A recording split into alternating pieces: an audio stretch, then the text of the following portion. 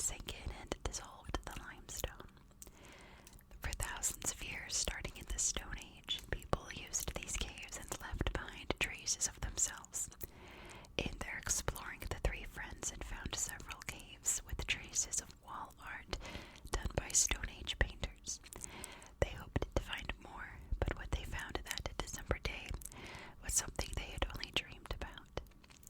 They followed an ancient mule path up a cliff and arrived at a narrow ledge.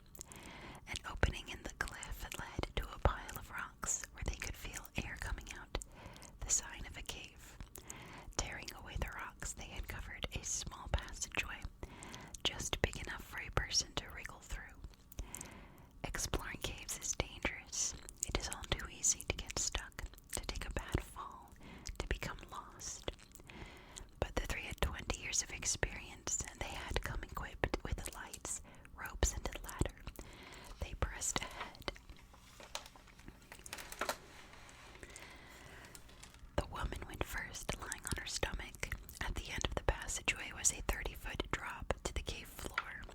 Their ladder took them down. The cave was so big that darkness swallowed their lights. They could hardly see the walls. Moving with care, they came to a place where the floor of the cave was strewn with bear bones and teeth, where bears had dug hollows to hibernate in. Moments later, they saw a drawing of a little red mammoth on a spur of rock. As they looked around, a 3-foot-high bear loomed before them on a white wall. Discovery followed discovery.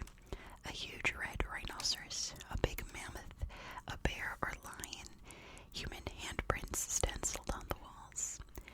They had made a truly great discovery. The cave, named Chauvet after one of the explorers, holds more than 300 paintings of animals that lived some 32,000 years ago, late in the Stone Age. Horses, bears, hyenas, woolly rhinos, mammoths, bison, wild cattle, lions, deer, panthers, mountain goats. Drawn in black, red, and yellow, they parade across rock walls, sometimes leaping or running. Chauvet is far from the only cave with Stone Age wall paintings. Most such caves lie to the west, in southwest France and northern Spain. Some are found elsewhere in Europe and on other continents from Africa to Australia. But Chauvet is one of the biggest and best, and it is the oldest known, because its original entrance had been blocked by rockfall. No one else had visited the cave for thousands of years. The names of the cave artists are long lost. They could not sign their names because they lived before writing was invented. But we do know something about them. They were people like us, modern human beings. Their story has been pieced together by scientists who study ancient peoples. The part of the story is told by fossils, which are traces of ancient life. A fossil can be many things. The footprints of Stone Age artists who worked in the caves are fossils, as are the footprints of children who played there. But most fossils are skulls, bones, and teeth, hard parts of the body that were preserved when rock formed around them. Another part of the story is told by stone tools and other objects that people left behind that, in time, became buried under dust, dirt, and rock. The first modern humans to live in Europe are sometimes called Cro-Magnons, for the rock shelter in France where their fossils and stone tools were first found. More often today, they are called early modern humans. They arrived in the Middle East and Europe during the Ice Age. People of the Ice Age. There are times when, in the far places of the earth, more snow falls in winter than the summer sun can melt. In these places, polar lands and lofty mountains, the snow builds up over thousands of years. Under the weight of new snow, the old packs down into ice. Finally, under great weight, the ice begins to flow. Mountain glaciers reach down into valleys. Sheets of ice spread over land. Once green lands are swallowed by ice a mile or so thick. Winds blowing over the ice reach far away. Winters are long and cold. Summers are short and cool. These times are known as ice ages. Each time, ice advanced over the land for thousands of years before the climate warmed. Then the towering sheets of ice melted and shrank, releasing floods of water. In the warming climate, life came back to land left bare by ice. Then once more the ice began to build. The last period of great growth began about 115,000 years ago and ended 10,000 years ago. It is known as the Ice Age. During the Ice Age, there were many swings of climate, times when temperatures rose, melting ice for a few hundred years until the cold returned. With each change in climate, plant life changed. As the ice advanced, forests gave way to grasslands, then grasslands became tundra, frozen land where only sedges, mosses, and lichens grew. When the ice shrank and land thawed, grassland spread and then forests took root. As plant life moved north or south, animals moved in search of food. People followed the animals. It was during the Ice Age, probably about 100,000 years ago, that modern humans began to spread out of Africa, where they had first appeared. They went on, most scientists think, to inhabit the world, becoming the ancestors of us all. One group stayed in the Middle East, where they overlapped with an earlier people. These earlier people were the Neanderthals, who are named for the Neander Valley in Germany, where their fossils were first discovered. The two groups looked very different. Neanderthals were short and stocky, with barrel chests, big bones, and strong muscles. A Neanderthal face had a ridge of bone across the brow. Both the forehead and the chin sloped backward. The early moderns were built like us. They were taller and slimmer, with smaller faces and steep foreheads.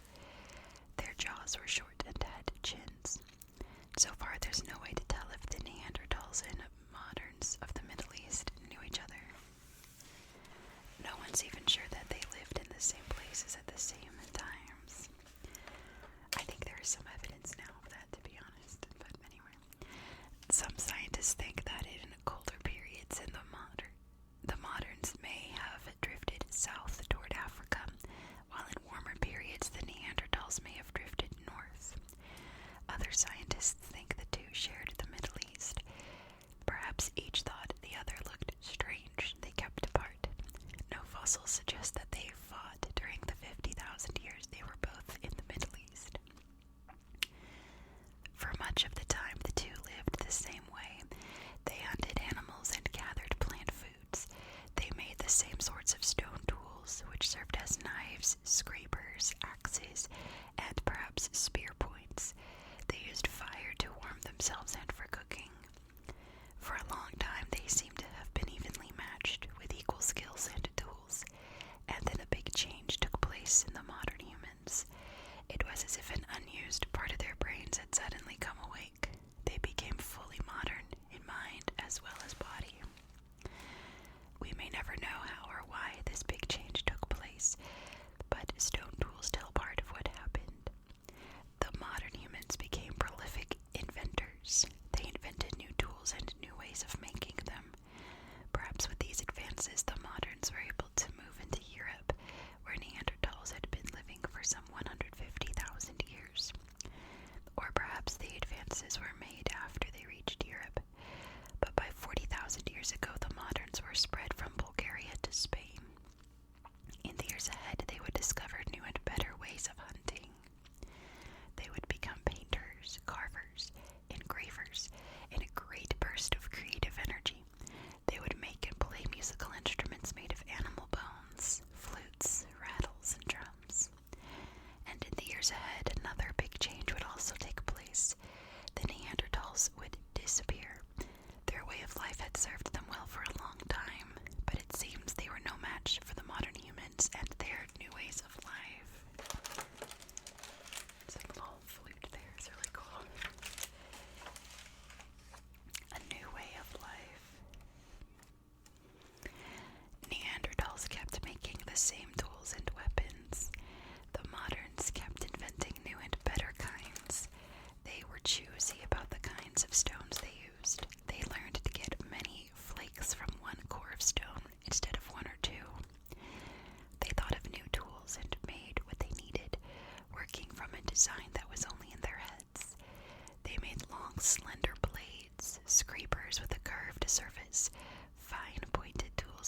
piercing and engraving, tiny stone tools that were fitted to handles. They carved and polished bone, antler, and ivory to make still other tools. They became better hunters. They invented a spear thrower, which helped them throw a spear farther. They invented a barbed tip for harpoons, which struck in the flesh of fish and small animals.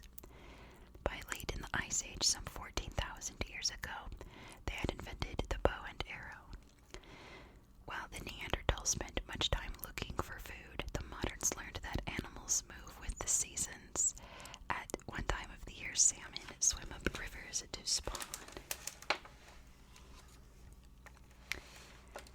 At another time, migrating reindeer had to cross a certain river and were easy to spear. The moderns camped at places where food would be plentiful, going there at the right time of year. Probably they had discovered how to keep track of the seasons. They also learned to preserve food. Fish, for example, were dried in the sun or smoked over fires. To the north in Ukraine, moderns dug pits in the frozen soil of the tundra. The pits became freezers where mammoth and reindeer meat could be stored. Ukraine was a good hunting ground with big herds of large mammals, but its climate was one of the harshest on Earth. This was a land of bitter cold, near the advancing sheets of ice. To the south, the moderns often took shelter, as Neanderthals did, in the entrances to caves or under rock overhangs. In Ukraine, there were no caves. The moderns made shelters from what they had: animal skins and mammoth bones. They had the bones of mammoths they had killed, and they had the bones of mammoths that had died naturally over many years. One bone house was made of nearly 400 mammoth bones, a weight of 23 tons. Layers of skull, shoulder, and other bones formed an inside wall. It was strengthened by an outer wall made of 95 jawbones stacked chin down. The roof was made of skins and arching tusks, forming a shelter that measured 13.5 feet across. At one camp there were at least 5 of these houses.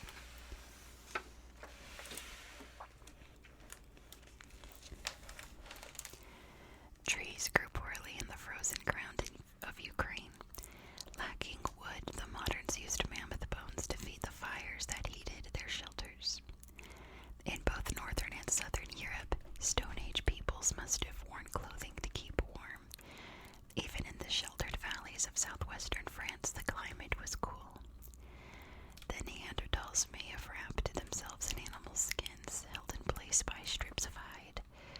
Probably the moderns did the same at first, but then they invented tools that could be used as punches. They may have laced skins together, and by 26,000 years ago they had invented bone needles. Sewing became possible. About the same time they invented buttons made from stone or bone. Whether the buttons served as fasteners or only as decorations, no one knows. Both the Neanderthals and modern humans used fire for cooking and for warming themselves. Neanderthal hearths were either flat or hollowed out. Moderns discovered how to make better hearths with hotter fires. They dug pits and lined these with stones, which both held and gave off heat. They surrounded the hearths with flat stones, which could be used in cooking. They realized that fires burned better when given more air and dug channels to create a draft. The moderns also found new uses for fire. They heated stones and used them to heat water in skin-lined pits. By 26,000 years ago, modern humans had invented kilns, ovens in which small clay figures were fired. They also invented lamps that gave off light when animal fat was burned through wicks of juniper twigs. Fires, warm clothing, and mammoth bone shelters let modern humans live in the harsh climate to the north, where the big game roamed and the hunting was good. In both north and south, fires and hearths brought people together at day's end. Around a fire they shared food and thoughts, for no one doubts that the modern humans could talk. Scientists are not sure about the Neanderthals. If the moderns made furniture of wood, it has, like their clothing, rotted away. But fossil pollen shows that they did bring armloads of grasses into their shelters to serve as beds. The shelters and campsites of the moderns vary in size. There are places where small bands lived, perhaps ranging widely in search of game. There are other places where bands came together when food was plentiful. Perhaps these were times for finding mates from other bands.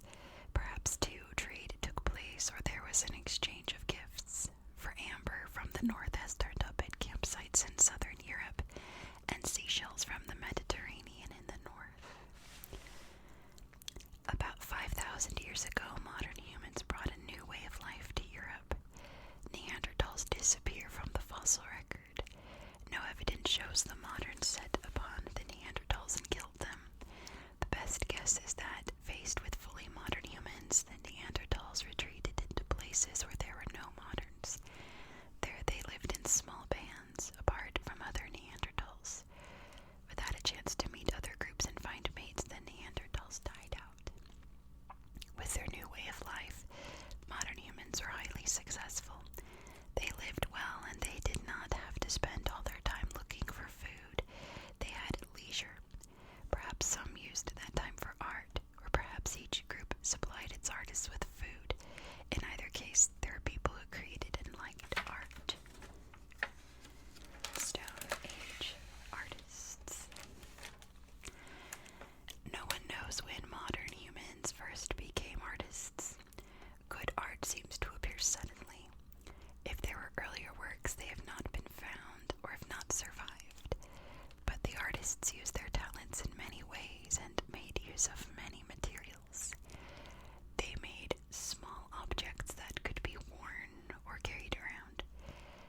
They pierced and strung seashells and animal teeth to wear as necklaces, earrings, and bracelets. They carved animal figures out of mammoth ivory and also used ivory to make beads that decorated clothing. 3 bodies found at a grave in Russia each had 3,500 beads of mammoth ivory arranged in rows. The clothing had rotted away, but the rows suggest that the beads were strung and the strings sewn to the clothing. One scientist found by experimenting that it takes 45 minutes to make a bead, and so each body had 2,625 hours of beadwork buried with it. The people in the grave must have been important. Using sharp tools, artists engraved bones, antlers, pebbles, and slabs of stone that were used to pave cave floors. The art often showed animals. In time, artists began to engrave weapons and everyday tools as well as hard objects. They made small clay figures of animals and women and hardened them in kilns. When bands of people came together at big campsites, did they exchange art? Was some jewelry a badge of membership in a certain group? Were some pieces lucky charms? There's no way to tell. The artists who worked in caves often engraved the walls. Some of the engravings are done in fine line and are almost invisible when lighted from the front. They seem to leap out when lighted from the side.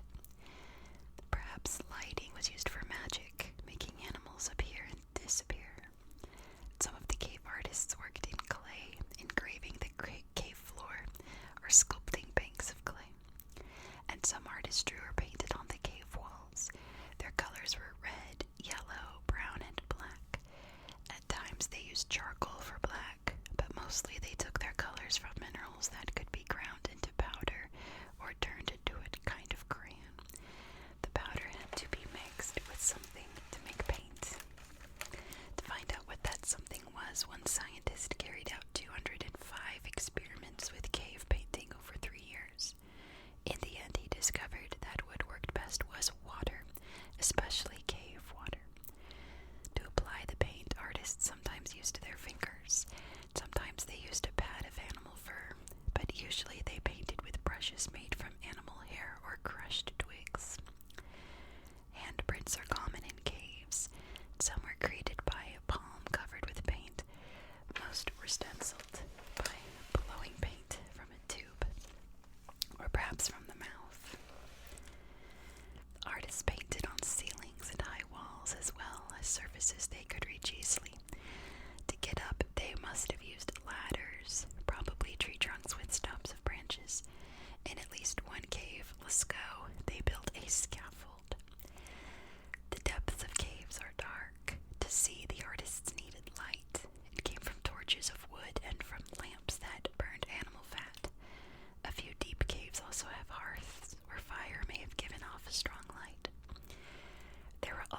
places where artists worked outdoors, engraving and probably painting on rock faces.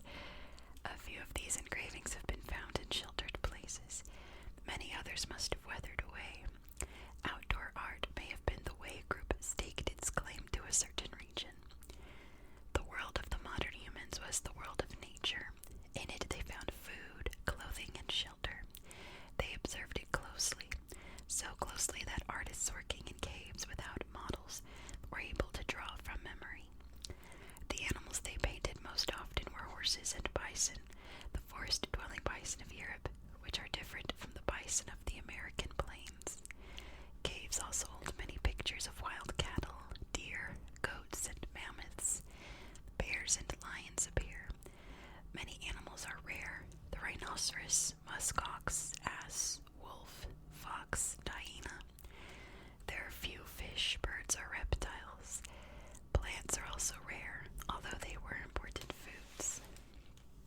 Few human figures appear in cave art, but a number of figures appear to be part human, part animal, or perhaps humans wearing animal masks and skins. That's true for like Spain and France, but in places like Algeria, the Sahara, and I believe Australia, there's quite a few humans. Like the art that could be carried around, cave art also includes markings that are not pictures. There are many, many dots. There are circles, rectangles, zigzags, grids, and other signs, as well as stencils and prints of hands. No one today knows what the signs mean. No one knows what the paintings mean, but scientists and others who study the art have some ideas. What the art may tell. Cave paintings were not a way of decorating shelters, for people seldom lived deep within caves, nor were the paintings done for fun. Dark, damp, and slippery, the caves were not pleasant places to work. Some pictures were painted in nooks and crannies that were hard to squeeze into. Ceilings and other high places required ladders or scaffolds. Art must have played an important part in the lives of modern humans and had meaning for them. But what did it mean? Because the art shows mostly animals, some people have thought that the paintings were hunting magic. There may be some truth in that idea, but it cannot be the whole story. It does not, for example, explain why there are so few reindeer and birds, both of which were important foods. One cave has more horses than any other animal, yet bones at the nearby campsite show that the people ate mostly reindeer. At another cave, the paintings show horses and mammoths. Again, bones tell of reindeer. Also, hunting magic does not explain rhinos and lions, which were not food. Another idea has to do with beliefs. The moderns almost certainly believed in powerful spirits. Actions of these spirits would explain many mysterious things: thunder and lightning, the coming of spring, good or poor hunting, the rising and setting of the sun. Let's go. It's incredible.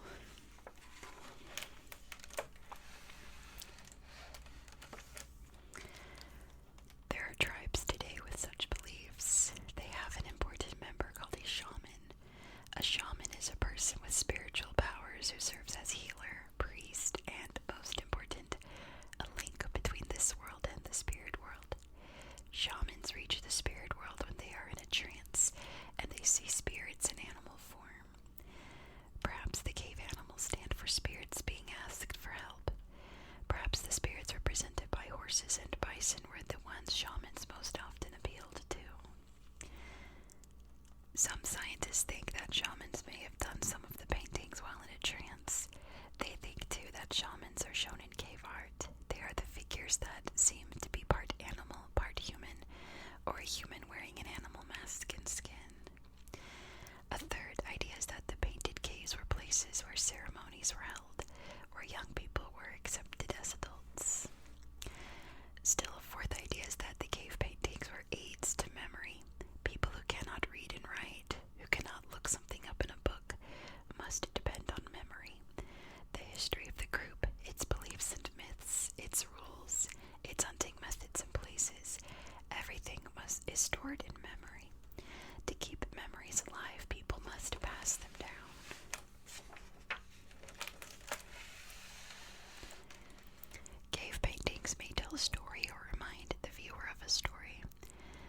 Perhaps this is how younger people learned about their history. Imagine you are led into a cave. Darkness swallows you. Every sense in your body is alert. The shaman starts to speak. Suddenly there's light. Adults have arrived with torches. In the flickering light, animals on the wall seem to move. You are sent on alone in the dark, crawling through narrow passageways, wading through water, stumbling over blocks of stone. Suddenly you round a corner and a moving bear appears on a wall, lighted by a lamp on the cave floor. The shaman's voice follows you, telling of a time when what you hear will make an impression on you, and each time you look at a painting, you will hear the shaman's voice again. Today's scientists think there is probably some truth in all of these ideas, but we may never know the whole truth. Cave paintings and signs hold messages that were not addressed to us, and the time of great cave paintings came to an end when people had learned to record their beliefs in writing. Life changed at the end of the Ice Age, when a warm period began, the one in which we still live. The mile-high sheets of ice and the mountain glaciers melted and shrank. Over the next few thousand years, some animals, such as the mammoths, died out. Trees and forests came back and spread north. Animals moved with the plants. Daily life became harder than it had been during the Ice Age. Hunting large game on open grasslands had been much easier than hunting deer and boars in the woods. The ways of life changed. Around this time, another group of modern humans to the south and east took a different kind of big step forward. They discovered how to raise crops and herd animals. With this discovery, people could settle in one place. First towns and then cities grew. People discovered metal. They invented writing. The art of the Stone Age was forgotten, lying hidden in caves where rock falls often blocked the entrances. It was only in the 1860s that the world began to learn that great artists had worked in Europe thousands of years ago. Much has been learned since then, and much remains to be discovered. That is one reason why the Chauvet cave is important. This is also Lascaux. But let's look at Chauvet. Look at these rhinoceroses. Is that not incredible? Goodness. The importance of Chauvet. At one time, it seemed that all of the great cave paintings had been done toward the end of the Ice Age, 17,000 to 14,000 years ago. Older paintings were minor works. Perhaps some people said the artists learned by trial and error as they went along. The discovery of the Chauvet cave proves that idea wrong. It shows that the first modern humans who reached Europe were talented artists. The Ice Age had more than one period of great art. Chauvet is also important for its animals. The animal most often shown is the woolly rhino, not the horse or the bison. And there are many meat eaters such as lions and panthers. As one scientist said, the artists had reindeer in their stomachs, but they had rhinos on their minds. They were painting animals that were good to think, not animals that were good to eat. Chauvet is important too because it has been carefully guarded ever since its discovery. The three friends who found it knew that many caves have been damaged by visitors. One of the most famous caves in France, Lascaux, was discovered in 1940 at the start of World War II. After the war, thousands of visitors flocked to see it. Their feet packed down the cave floor, destroying evidence of the artists. Body heat and electric lights changed the temperature of the cave. Visitors breathed in the air, removing oxygen, and breathed out carbon dioxide and water vapor, changing the atmosphere of the cave. Water vapor condensed on the walls and paintings. Molds began to grow on them. Seeing the damage, the French government closed the cave to viewers. Chauvet is being preserved as it was found. In the years ahead, small groups of scientists will study it, finding it as it was left by the people who were us. Look at this incredible drawing of a bison there. Wow. says this is a lion, but I can't really tell. And there's some more rhinoceroses down here.